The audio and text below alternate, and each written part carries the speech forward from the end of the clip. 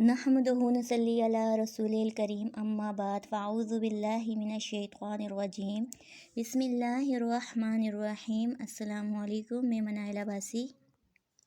وَأَنَّ اللَّهَ هُوَ الْعَلِيُّ الْكَبِيرُ، سورہ حج رکوع نمبر 8، سورہ رحمان رکوع نمبر 3۔ بے شک اللہ تعالیٰ عالی شان والا، بڑی بڑائی والا ہے۔ حَتَّى إِذَا فُزِّعَ عَنْ قُلُوبِهِمْ قَالُوا مَاذَا قَالَ رَبُّكُمْ قَالُوا الْحَقَّ وَهُوَ الْعَلِيُّ الْكَبِيرُ۔ جب فرشتوں کو اللہ کی طرف سے کوئی حکم ہوتا ہے تو وہ خوف کے مارے گھبرا جاتے ہیں، یہاں تک کہ جب ان کے دلوں سے گھبراہٹ دور ہو جاتی ہے تو ایک دوسرے سے پوچھتے ہیں کہ پروردگار کا کیا حکم ہے۔ وہ کیا کہتے ہیں؟ حق بات کا حکم ہوا، وہ عالی شان والا، بڑے مرتبے والا ہے۔ ان آیات میں اللہ رب العزت کی بڑائی اور عظمت کی ترغیب ہے اور حکم دیا گیا ہے، اور حدیث مبارکہ میں بھی اللہ رب العزت کی بڑائی کا حکم دیا گیا ہے، اور حقیقت میں بھی اللہ رب العزت کے علاوہ کوئی بھی بڑائی والا نہیں، کوئی بھی مرتبے والا نہیں، کوئی بھی عظمت والا نہیں۔ اللہ رب العزت کے سامنے اللہ رب العزت سے بڑھ کر ایک حدیث مبارکہ میں ہے کہ جب تم آگ کو دیکھو، جہاں کہیں آگ لگی ہو تو فوراً تکبیر یعنی اللہ اکبر کہا کرو، کیونکہ اللہ اکبر آگ کو بجھا دیتی ہے۔ ایک اور حدیث میں آیا ہے کہ جب بندہ تکبیر کہتا ہے تو اس کا نور زمین سے آسمان تک سب چیزوں کو ڈھانپ لیتا ہے۔ ایک اور حدیث میں آیا ہے کہ مجھے جبرائیل نے تکبیر کا حکم دیا ہے۔ حدیث مبارکہ میں ہے، نبی کریم صلی اللہ علیہ وآلہ وسلم نے ارشاد فرمایا کہ دو خصلتیں ایسی ہیں کہ جو مسلمان ان کا اہتمام کر لے تو جنت میں داخل ہو۔ وہ دونوں بہت ہی معمولی چیزیں ہیں، مگر ان پر عمل کرنے والے بہت ہی کم ہیں۔ ایک یہ کہ سبحان اللہ، الحمدللہ، اللہ اکبر، یعنی ہر نماز کے بعد 10 مرتبہ پڑھ لیا کرو تو روزانہ 150 مرتبہ، یعنی 5 نمازوں کا مجموعہ ہو جائے گا۔ 10 گنا ہو جانے کی وجہ سے 1500 نیکیوں کا حساب میں شمار کیا جائے گا۔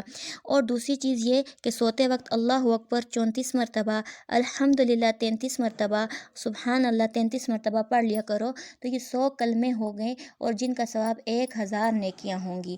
اور اب ان کی اور دن بھر کی نمازوں کے بعد میزان کل 2500 نیکیاں ہو جائیں گی، اور اگر کوئی برائیاں کرتا ہے یعنی 2500 اس کی برائیاں بھی روز کی ہوں تو یہ جو نیکیاں ہیں یہ اس کے اوپر بھاری آ جائیں گی۔ ایک مشہور حدیث ہے کہ جس کام پر اللہ رب العزت کا نام نہ لیا جائے وہ کام بے برکت ہو جاتا ہے۔ ایک حدیث میں آیا ہے کہ نبی کریم صلی اللہ علیہ وسلم فرماتے ہیں، جب کسی کا بچہ مر جاتا ہے تو اللہ تعالیٰ فرشتوں سے فرماتا ہے کہ میرے بندے کے بچے کی روح تم نے نکال دی؟ فرشتے عرض کرتے ہیں نکال دی۔ پھر ارشاد فرمایا کہ اس کے دل کے ٹکڑے کو تم نے لے لیا؟ عرض کرتے ہیں فرشتے بے شک لے لیا۔ ارشاد ہوتا ہے پھر میرے بندے نے اس پر کیا کہا؟ عرض کرتے ہیں کہ تیری حمد و ثنا بیان کی، یعنی انا للہ و انا الیہ راجعون پڑھا۔ ارشاد فرمایا اس کے بدلے میں جنت میں ایک گھر بنا دے میرے بندے کے لیے، اور اس گھر کا نام رکھ لے بیت الحمد، یعنی تعریف کا گھر۔ ایک حدیث میں آیا ہے کہ حق تعالیٰ فرماتے ہیں کہ حق تعالیٰ اس سے بے حد راضی ہوتے ہیں جو بندہ کوئی لقمہ کھاتا ہے یا پانی کا گھونٹ بھرتا ہے، اس کے بعد وہ کہتا ہے الحمدللہ، تو اس پہ اللہ رب العزت بے حد خوش ہوتے ہیں اور کہتے ہیں کہ میرے بندے کے اس لقمے پر، اس گھونٹ پر، اس کے لیے برکت والا بنا دے۔ حدیث مبارکہ میں ہے، جناب نبی کریم صلی اللہ علیہ وآلہ وسلم نے ارشاد فرمایا باقیات الصالحات، یعنی وہ نیک عمل جو ہمیشہ رہنے والے ہیں، یعنی ان کو کثرت کے ساتھ پڑھا کرو۔ کسی نے دریافت کیا وہ کیا چیز ہے؟ نبی کریم صلی اللہ علیہ وآلہ وسلم نے ارشاد فرمایا تکبیر، یعنی اللہ اکبر کہنا، لا الہ الا اللہ کہنا، سبحان اللہ کہنا، الحمدللہ کہنا، لا حول ولا قوت الا باللہ کہنا۔ دوسری حدیث میں ارشاد فرمایا، نبی کریم نے فرمایا دیکھو خبردار رہو، سبحان اللہ، الحمدللہ، لا الہ الا اللہ، واللہ اکبر باقیات صالحات ہیں، یعنی ہمیشہ رہنے والے عمل ہیں۔ ایک حدیث میں آیا کہ نبی کریم صلی اللہ علیہ وسلم نے فرمایا دیکھو اپنی حفاظت کا اہتمام کر لو۔ کسی نے پوچھا یا رسول اللہ کسی دشمن کے حملے سے جو درپیش ہے تو کیسے محفوظ رکھتا ہے؟ فرمایا کہ نہیں، بلکہ جہنم کی آگ سے تم انتظام کر لو۔ فرمایا وہ کیسے؟ فرمایا سبحان اللہ، الحمدللہ، لا الہ الا اللہ، واللہ اکبر پڑھتے رہا کرو۔ یہ قیامت کے دن آگے بڑھنے والے کلمے ہیں، اور تمہاری سفارش کریں گے آگے بڑھ کر، اور تمہیں دوزخ کی آگ سے بچائیں گے، اور تمہیں جنت کے اعلیٰ مقام تک پہنچا دیں گے۔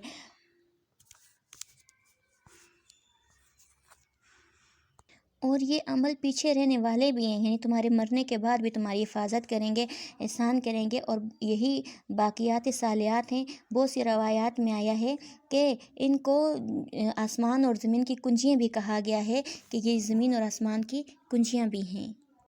حضرت عثمان رضی اللہ تعالیٰ عنہ سے نقل ہے، فرماتے ہیں کہ نبی کریم صلی اللہ علیہ وآلہ وسلم نے فرمایا، مقالید السماوات والارض، یعنی آسمان اور زمین کی کنجیوں کے بارے میں دریافت کیا تو نبی کریم صلی اللہ علیہ وآلہ وسلم نے فرمایا، لا الہ الا اللہ واللہ اکبر، سبحان اللہ، الحمدللہ، استغفر اللہ، الذی لا الہ الا هو الاول والآخر والظاہر والباطن، یحیی ویمیت وہو حی لا یموت بیدہ الخیر وہو علی کل شیء قدیر۔ یعنی دوسری حدیث میں فرمایا، مقالید السماوات، یعنی چابیاں آسمانوں کی، والارض، اور زمین کی، سبحان اللہ یہ، والحمدللہ لا الہ الا هو اللہ اکبر ہے، یہ عرش کے خزانوں سے نازل ہوتی ہیں۔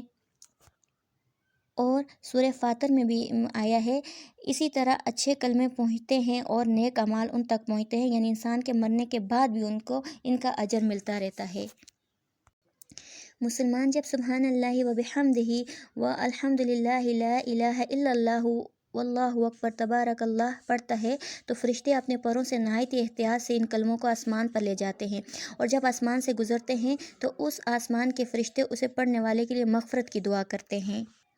حضرت کعب فرماتے ہیں، سبحان اللہ، الحمدللہ، لا الہ الا اللہ واللہ اکبر کے لیے عرش کے ارد گرد ایک بنبناہٹ، ایک آہٹ ہے جس میں اپنے پڑھنے والوں کا تذکرہ کرتے ہیں۔ بعض روایت میں حضرت کعب نے نبی کریم صلی اللہ علیہ وسلم سے یہ مضمون نقل کیا ہے کہ ایک دوسرے صحابہ حضرت نعمان نے بھی اس طرح کا مضمون نقل کیا ہے کہ جو شخص یہ کلمات پڑھتا ہے، سبحان اللہ، الحمدللہ، لا الہ الا اللہ واللہ اکبر، تو فرشتے عرش کے ارد گرد اس بندے کے بارے میں باتیں کر رہے ہوتے ہیں کہ یہ اللہ کا وہ بندہ ہے جو اللہ کے ذکر کو، حمد کو اور اس کی تسبیحات کو بلند کرتا ہے، اس کی مغفرت کی دعا کر رہے ہوتے ہیں۔ اللہ رب العزت ان سے کہتے ہے، اس بندے کو معاف فرما دو اور اس کو جنت کے اعلیٰ مقامات پر پہنچا دو۔ وآخر دعوانا والحمد للہ رب العالمین۔